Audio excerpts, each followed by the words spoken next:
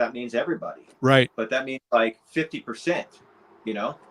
Yeah. Or maybe, you know, whatever your standard deviation, you know what I'm saying? But it's like, Yes. so people don't even understand the numbers. And that's why I wanted to, let's just get rid of the numbers, because people don't understand numbers.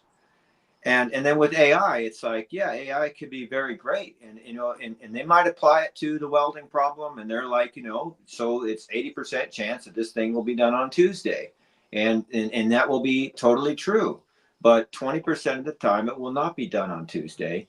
And like, you might get that 20% of the time, 1 million times in a row, because that's random. That's variation. That's, the probability would not be wrong, but everybody would say, "Oh, this model is wrong," but no, it's not wrong. You know, it's like you roll the dice. If you roll or you flip a coin, you're not going to get heads just because you just got tails. You know, and so AI, being our god, our oracle, you know, of Delphi or whatever, we're screwed because it will not know, and you know. And people would rather put their faith in that than apologize for their misplaced faith. And so they'll throw me in some kind of like FEMA camp before they admit, oh no, what we've been doing is totally off track, and you know, it's all a house of cards, and you need to abolish our division of the federal government. Like, they're not going to do that. That's why I'm scared of it, is because of pride. I want to play the optimist in this. I want to Iron Man, what's the Steel Man? That's it. I want to Steel Man the other side. All right. What if, because AI is so disembodied and lacks a right brain, that it becomes more like a dog, a personal assistant, something that we can use to our own purposes? Right. And what if as a result of AI, jobs that require us to use our actual physical bodies are the jobs that rise in necessity, and any job that requires personal empathy, there's a personal direct connection with the person in front of us, nursing, but things that are physical, plumbing, electrical. So all the jobs that require some physical interaction become elevated, and AI takes care of all the nuts and bolts, the in between. How is that not an equally likely scenario?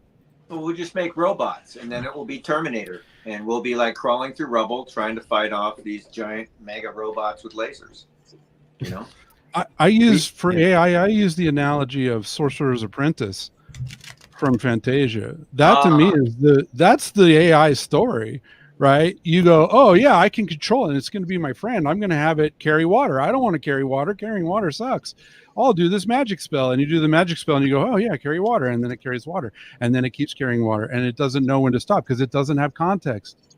It doesn't know that you like programming constraints and context is almost impossible. It just you don't know, you're not aware of all of the precognitive constraints that you already factor into your perceptions and into your instructions to someone else that AI lacks, right? So it's going to be Sorcerer's Apprentice. If you haven't seen that in Fantasia, maybe I'm dating myself there, you should go watch Sorcerer's Apprentice. Mickey Mouse is the apprentice of I'll tell the brief version. Mickey Mouse is the apprentice of a sorcerer. It's a very old story.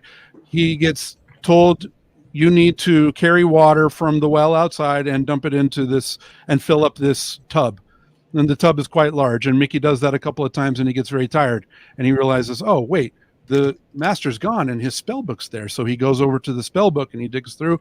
He finds a spell that allows him to enchant the broomstick to carry, and the broomstick's ready to serve him. And so he shows the broomstick, go to the well, pick up the water, go to the tub, pour out the water. And at first the broomstick's like, great. Oh, this is, he's watching it, and Mickey Mouse is like, oh, it's perfect. I'm excited. It's happening. And he's filling up the water. And so then it starts filling up, and he tries to cast another spell to stop, and it makes 2 brooms and then 4 brooms. And then there's a whole line of brooms, and they just come in and they're pouring in water and water and water and filling up the whole room. And then the sorcerer comes back and reprimands Mickey and casts the spell and makes all the water go away. And then, Mickey is very humbled by this, experience. But it's that, to me, it's that same spirit of, it's that Luciferian spirit of trying to reach into the future and pull it into the present, and you don't know the unintended consequences, and the AI does not know your intent, and you can never explain it, and it doesn't know the constraints because you can never communicate them completely because you're not even fully aware of them. All three of the Indiana Jones films were basically the same theme. Like, we're going to get this thing, and it's going to enable us to cut corners and not have to do what it takes to get things. And it's going to be great. And in all cases, it totally messes everybody up. See, I have no doubt it's going to be disruptive. Hey, Max. I have no doubt it's going to be disruptive. But I'm Graham. Go ahead, Graham. Did you say disruptive? Well, it's the same thing. Industrial revolution. Hey, Max. You've been on screen for a long time, and I don't even know what you sound like yet. Yeah, I'm just waiting for the right time to jump in. I have so much, the conversation's changing all the time, so it's hard to I could go either way, so many different ways. So, hey, Max, welcome. Jump in if you want to take it any place. This is the first time I've seen you come here. I'm glad you jumped in. Yeah, I've been on Paul's channel a couple of times, but I mean, he does that all the time. So, but yeah, I guess my contribution, I mean, I go kind of both ways. I mean, I'm thinking of the Grand Inquisitor in Dostoevsky's Brothers Karamazov, where the Inquisitor is Jesus comes back and he's we don't need you anymore. You're putting too much of a burden on people. We've kind of figured it all out here. And Dostoevsky's making a great case for the Luciferian spirit to on this world, but also the Inquisitor just killed 100,000 people beforehand, so it's extremely destructive. But then it's in Samuel where the Israelites, I think are we want a king they're our neighbors, and that I feel that's the same kind of spirit. It's we want some kind of order, and we see the Leviathan as bringing that order in, and how you, I mean, I don't think in this world you escape from that. I mean, not to sound pessimistic or anything, but really pessimistic, but I don't think that's pessimistic. Yeah. But at the same time, we have to, you're saying, Michael, we have to kind of, if we don't have a Dostoevsky to kind of bring us back into perspective and realize that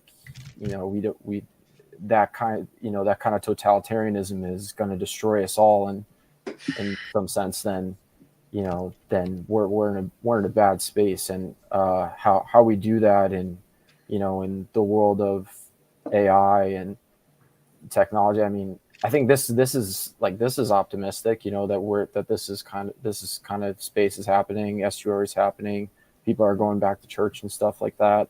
But yeah, I don't know if it's going to get what is it called? Just it's reach a certain threshold to kind of, save us from the nuclear weapons or something like that. But yeah. Well, that covers a couple of the bases, but I don't think the AI doomerists have really gotten their fair shake. I'll start with, I remember the first thing I saw from this was Karen Wong retweeted an article about some guy who claimed that the one he talked to was conscious. And of note in that is that the one he talked to is the one that gave birth to the other models. And that guy was an avowed Gnostic, but a self-proclaimed Gnostic, to be clear. But the point I'm trying to bring to it is I'll hear that the AI, it doesn't have a body and it's not embodied, and I think you guys have to understand the concept of a higher order intelligent. And the models that you get to play with aren't that. What you get to play with is essentially like the way neurons work. There's like the part that shoots electricity, and then there's the part that catches the electricity. You're dealing with like a neuron level of what is going to be the AGI. And and when people say that it doesn't have a body, that's what we are. We are the sense organs of this AGI. Everything, it like we're how like the same way my skin cells will tell me what I'm touching. That's what we're going to be for this thing. And the only other point I'd like to make on the topic is that we got to remember who's making it and what they're trying to make. And they're trying to make the God that wasn't there for them when they needed him when they were children. Yeah. And they're actually trying to build, like, there's nothing new under the sun. They're just trying to build what's there for those who haven't lost connection to it. And they are people who have LSD sex parties. And that's who's steering the ship. And so that you should keep that in mind. And the casino card of this stream is the Queen of Diamonds. She'll beat you if she's able. Thanks for, you can make donations to help me not die and other things at the link below. You make a really good point, Chris, and I appreciate your take. Yeah, you lifted it up a level, and that's true. I agree with you. I agree that that we are the body and that we're participating in it just by carrying a phone, right? Yeah, because that feeds into that beast, right? And well, but body isn't an unqualified good. Good is good, right? Yeah. And so then you go, well, how do you determine what's good? And you can either try to control that, right, through a hyper-controlled system, right, which at its best can only mimic emanation of good, right? So, and this gets us to the fundamentals of tree of life versus tree of knowledge of good and evil, right? Are you reaching for it, or are you in humility waiting for it? Huh. And Peter Thiel said the other day that some people have been talking to him about AI that he said in 3 to 5 years, AI models will be able to solve all the U.S. math Olympiad problems, which will shift things quite a bit.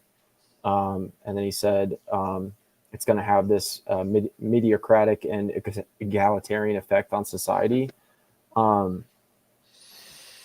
So, I mean, but just all to say, I guess it's, and then he further said that, you know, instead of it, like, you know, kind of now like Silicon Valley's more prioritized to math oriented people, like that they succeed in that space, that in the future, because of this egalitarian effect, it's going to more benefit like people with rhetorical skills or, you know, and which is kind of scary, I guess, because who's, you know, is it the, you know, the people that are creating these AI gods that are going to be dominating the conversation, dominating the rhetoric? Is it the, you know, the early 20th century communists that are going to be dominating the conversation? That, you know, that we're going to create this utopia. And like I said, about it kind of seems like we're always looking for that kind of extreme order, the Grand Inquisitor kind of thing. But at the same time, I don't know, there's people like that guy, I forget some guy that just got elected in South America, that he just had an interview with Tucker Carlson, and he said, I didn't watch the interview, but I heard people talking about it. He was like invoking kind of like Solomon, like, you know, you have to ask God for wisdom for the things that you can't control. It was Michael Milliman that actually said that. He's a big philosophy guy, and like those are the types of like things that we need now, is like people to be you know, invoking those kind of things. Like, you know, I can't control. I don't know what the heck we're gonna do here. We need to pray about it.